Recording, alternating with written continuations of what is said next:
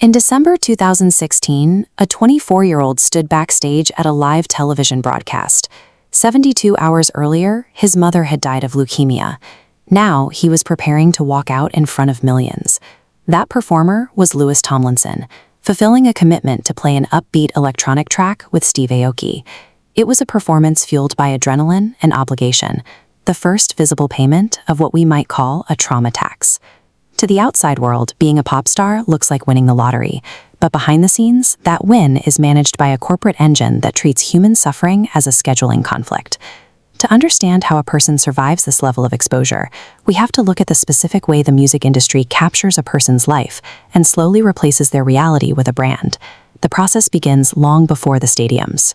In 2010, the X Factor stage operated as a processing plant for teenage ambition, built on a scale designed to make the contestants feel small.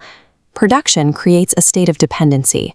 By isolating young artists in high-stress environments and routing every decision through the show's producers, the system conditions them to believe they cannot survive without the label's authority. This pressure is often artificial. When Tomlinson suffered a minor foot injury from a sea urchin, the show didn't just provide medical care, they filmed the Jeopardy, turning a quiet accident into high-stakes drama for the Saturday night broadcast. Simon Cowell understood the power of personal validation. By singling out a working-class teenager and offering him a seat at the table, Cowell secured a level of loyalty that most labels have to buy. But Tomlinson pushed back. As a teenager, he was the one willing to confront the executives, demanding they give his bandmates a day off when the schedule became physically impossible. By 18, the expectation is set. The label provides the opportunity, and in exchange, the artist provides total compliance. During the peak of One Direction, the scale of fame was suffocating.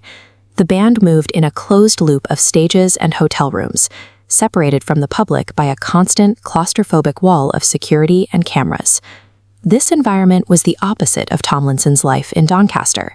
He had grown up as a protective older brother, in a 3-bedroom house with 7 people, a world defined by physical closeness and shared responsibility.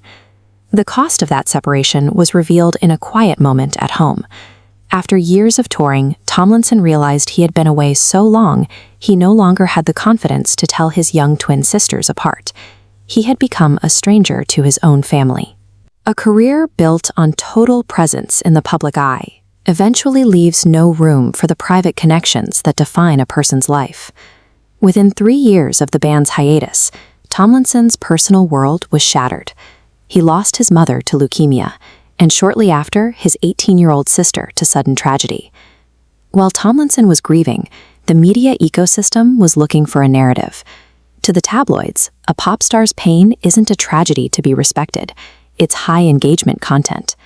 He tried to manage the trauma on his own terms, writing the song Two of Us as a tribute to his mother.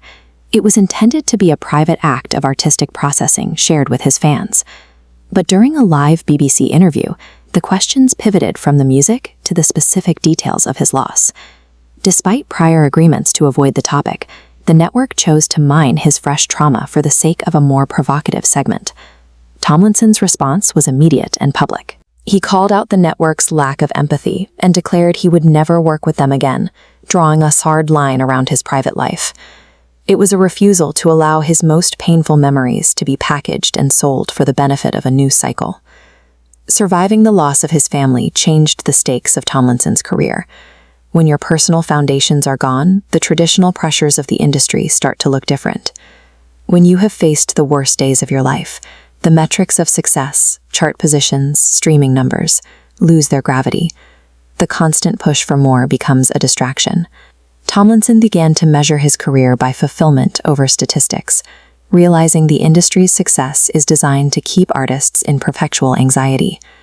There is a brutal honesty in singing about how fast the night changes to a room of 5,000 people, while looking out at the empty seats of Wembley Stadium in the distance. The smaller room isn't a failure.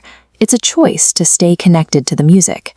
Rebellion in this industry isn't about grand gestures. It's about successfully decoupling your self-worth from the numbers on a spreadsheet. The pop music industry is a cold, mechanical process designed to take raw human experience and refine it until vulnerability is translated into profit. Tomlinson's journey shows the limit of that machine. It can demand your time, it demands your image, and even your grief, but it cannot force you to comply if you draw a line. An artist's survival relies on protecting the one thing the corporate office can never replicate: their own soul.